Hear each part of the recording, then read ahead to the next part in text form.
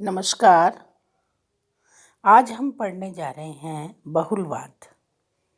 राजकीय महिला महाविद्यालय सादुल शहर से डॉक्टर अनीता शर्मा आप सबका स्वागत करते हुए इस टॉपिक पर परिचर्चा करने जा रहे हैं। सबसे पहली बात तो हम आपको ये बताना चाहते हैं कि बहुलवाद के माध्यम से लेखकों ने अपने विचारों को अभिव्यक्त करते हुए इस तथ्य को स्पष्ट किया कि जो ऑस्टिन का प्रभुता या संप्रभुता से संबंधित सिद्धांत था, वो राज्य को बहुत अधिक सर्वोपरि मान्यता देते हुए राज्य ही संप्रभुता के माध्यम से सभी सत्ताओं का संचालन करेगा। लेकिन इससे निरंकुश तंत्र की और मनमानिता की जो देन है वो दिखाई दे रही थी। इसलिए बहुलवादी विचारकों ने अपने विचारों के माध्यम से ये स्पष्ट करने की चेष्टा की कि संप्रभुता केवल राज्य के पास ही नहीं, अन्य समुदायों, संगठनों, संस्थाओं के पास भी निहित होनी चाहिए। जैसा कि वारकर का मत है, कोई भी राजनीतिक सिद्धांत इतना निसफल नहीं हुआ जितना कि प्रभुत्व संपन्न राज्य का सिद्धांत निसफल हो चुका है। यानी एक ही जगह पर सारी शक्तियों का केंद्रित होना हानिकारक हो सकता है, ऐसा लेखकों का मानना था। फिर बात आई लास्की के शब्दों में, समाज के ढांचे को पूर्ण होने के लिए उसे संघात्मक होना चाहिए। इन्होंने संघात्मक शब्द को यूज किया, प्रयोग में लाया। इसका महत्व ये बताना चाहते हैं कि संघात्मक का तात्पर्य है केंद्र एवं राज्यों में शक्तियों का बंटवारा, यानी शक्तियां केंद्रित न होकर विकेंद्रीयकरण होना चाहिए। प्रभुता उच्चतर एवं निम्नतर व सभी संस्थाओं में शक्तियां निहित होनी चाहिए और उन्हें अधिकार होने चाहिए, वह अपने दायित्वों की पूर्ति सुचारू ढंग से कर सकें। धीरे धीरे सभी लेखकों ने अपने मतों के माध्यम से अपनी अभिव्यक्ति देकर इस बात पर बल दिया कि संप्रभुता के अनेक स्रोत हैं। एक अन्य लेखक ने लिखा, बहुलवादी राज्य एक ऐसा राज्य है जिसमें सत्ता का केवल एक ही स्रोत नहीं है। यह विभिन्न क्षेत्रों में विभाजनीय है और इसे विभाजित भी किया जाना चाहिए। कहने का तात्पर्य ये है कि संप्रभुता जो है उसकी अनेक स्रोत हैं, यानी सोर्सेज हैं, जिनके माध्यम से समाज का, राज्य का, प्रशासन का हर क्षेत्र में कार्यों को सुचारू व्यवस्था देने में सहयोग लिया जाता है। अब प्रश्न आता है कि बहुलवाद का सिद्धांत क्या है। राजनीतिक बहुलवाद वह मत और सिद्धांत है जिसके अनुसार समाज में एक संप्रभुता संपन्न सर्वोच्च सत्ताधारी राज्य के स्थान पर अपने अपने क्षेत्र में स्वतंत्र व राज्य के समकक्ष माने बराबर अनेक समुदायों के अस्तित्व का प्रतिपादन किया जाता है। यानी राज्य के बराबर अनेक ऐसी संस्थाएं होंगी जो प्रभुत्व संपन्न होकर आंतरिक और बाह्य रूप से कार्य करने में डिसीजन मेकर होंगी। अब हम पढ़ने जा रहे हैं सिद्धांतों के जो वो पहलू जो ये बताना चाहते हैं कि राज्य केवल एक समुदाय है, यानी राज्य सर्वोच्च समुदाय, राज्य ही सब कुछ, ऐसा न होकर लेखक ये कहना चाहते हैं बहुलवादी राज्य को सर्वव्यापक, सर्वशक्तिमान नैतिक संस्था के रूप में स्वीकार नहीं करते। उनके अनुमान से तो समाज की वर्तमान स्थिति और रचना के आधार पर राज्य अन्य समुदायों की भांति ही एक समुदाय के अतिरिक्त और कुछ नहीं है। मानवीय जीवन की आवश्यकताएं बहुमुखी होती हैं। राज्य मनुष्य की समस्त आवश्यकताओं की पूर्ति नहीं कर सकता। इसके कारण राज्य के अतिरिक्त अन्य समुदायों को भी उपयोगी माना गया है। राज्य का कार्य मुख्यतः जीवन के राजनैतिक पहलू से संबंधित है। बहुलवादियों के अनुसार उसे अपने ही क्षेत्र तक सीमित रहना चाहिए, जिससे अन्य समुदाय स्वतंत्र रूप से व्यक्ति के जीवन के सभी पहलुओं का विकास कर सके। इसी तरह लास्की ने कहा, समुदायों के अनेक प्रकारों में राज्य भी एक है। अन्य समुदायों की तुलना में वह व्यक्ति की भक्ति का उच्चतर अधिकारी नहीं है। मैटलैंड के अनुसार राज्य भी इन्हीं समुदायों में से एक है। यानी राज्य को एक समुदाय की श्रेणी में रखने की बात यहाँ बहुलवादी विचारकों ने की। अब बहुलवादी विचारक अपनी बात को इस तरह से रख रहे हैं कि बहुलवादी राज्य और समाज में अंतर करते हैं। मैकाइवर के शब्दों में राज्य एक ऐसा संगठन है जिसे समाज का समकालीन या समविस्तार वाला नहीं कहा जा सकता। राज्य का निर्माण तो समाज के अंतर्गत एक निश्चित व्यवस्था के रूप में कुछ विशेष उद्देश्यों की प्राप्ति के लिए किया गया है। आदर्शवादियों की भांति बहुलवादी राज्य और समाज को एक नहीं मानते।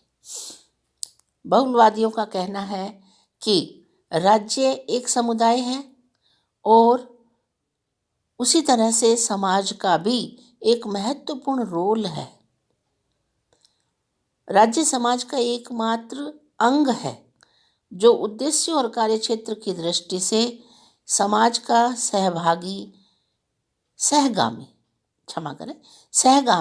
नहीं हो सकता। यानी समाज और राज्य में अंतर है। समाज अपने आप में एक आधारशिला है। समाज प्रारंभिक अवस्था का नाम है। समाज के जो बेसिक मूल्य हैं उन्हीं के आधार पर राज्य का एक रोल है, उद्देश्य है, ध्येय है। वो मानव की आवश्यकताओं की पूर्ति के लिए तत्पर होकर कार्य करता है। यानी मानव के राजनैतिक पक्ष को रिप्रेजेंट करता है राज्य और सामाजिक पक्ष को रिप्रेजेंट करता है समाजशास्त्र। यानी ये सब्जेक्ट के हिसाब से बोला मैंने, राज्य एक समुदाय के रूप में कार्य करने वाली संस्था है। बहुलवादी नियंत्रित राजसत्ता में भरोसा रखते हैं। बहुलवादियों का कहना है कि हम ऑस्टिन के असीमित संप्रभुता के सिद्धांत के खिलाफ हैं, यानी विरुद्ध हैं। असीमित संप्रभुता का हम खंडन करते हैं। आंतरिक व बाह्य दोनों ही क्षेत्रों में संप्रभुता को सीमित किया गया है। आंतरिक क्षेत्र में राज्य की शक्ति स्वयं अपनी प्रकृति तथा नागरिकों एवं समुदायों के अधिकारों से सीमित होती है, तथा बाह्य क्षेत्र में राज्य की शक्ति अंतर्राष्ट्रीय कानून तथा अन्य राष्ट्रों के अधिकारों से सीमित होती है। बलनसली ने उचित कहा, राज्य सर्वसत्तावान नहीं है क्योंकि वह बाह्य क्षेत्र में अन्य राज्यों के अधिकारों से सीमित है और आंतरिक क्षेत्र में स्वयं अपनी प्रकृति तथा अपने नागरिकों के अधिकारों से सीमित है। यानी राज्य मर्यादित है। बहुलवाद के अनुसार कानून राज्य से स्वतंत्र और उच्च है।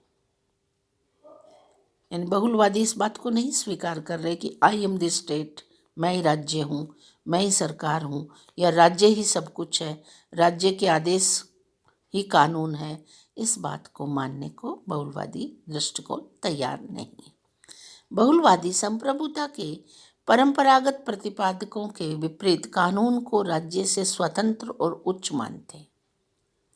उनका कहना है कानून समाज को नियंत्रित करता है, निर्देशित करता है, व्यवस्थित करता है और बिना कानून के समाज में किसी भी व्यवस्था को बनाया जाना संभव नहीं है। राज्य के आदेश ही कानून होंगे तो निरंकुश तंत्र को जन्म मिलता है और मनमानिता का परिचय मिलता है और अराजकता आक्रोश की संभावनाएं भी बनी रहती हैं। इसलिए कानून राज्य से स्वतंत्र और उच्च है। राज्य एक संस्था है जो उसके अकॉर्डिंग यानी कानूनों के अनुरूप कार्यों को संचालन करती है और विधि के बिना सामाजिक एकता या संगठन या मनुष्यों का एक दूसरे पर निर्भर करना संभव नहीं है। इस तरह से विधि राज्य को सीमित करती है, राज्य विधि को सीमित नहीं करता। ये कहना है बहुलवादी दृष्टिकोण का। फिर पॉइंट आता है, बहुलवाद विकेंद्रीयकरण में भरोसा रखता है। विकेंद्रीयकरण का मतलब है शक्तियों का बंटवारा। बहुलवादी आदर्शवादी दर्शन की भांति केंद्रित राज्य में भरोसा नहीं रखता। उसका कहना है सत्ता का विकेंद्रीकरण होना चाहिए, स्थानीय संस्थाएं भी कम महत्वपूर्ण नहीं है और इन स्थानीय समस्याओं का समाधान शक्ति के केंद्रीकरण की पद्धति से नहीं किया जा सकता।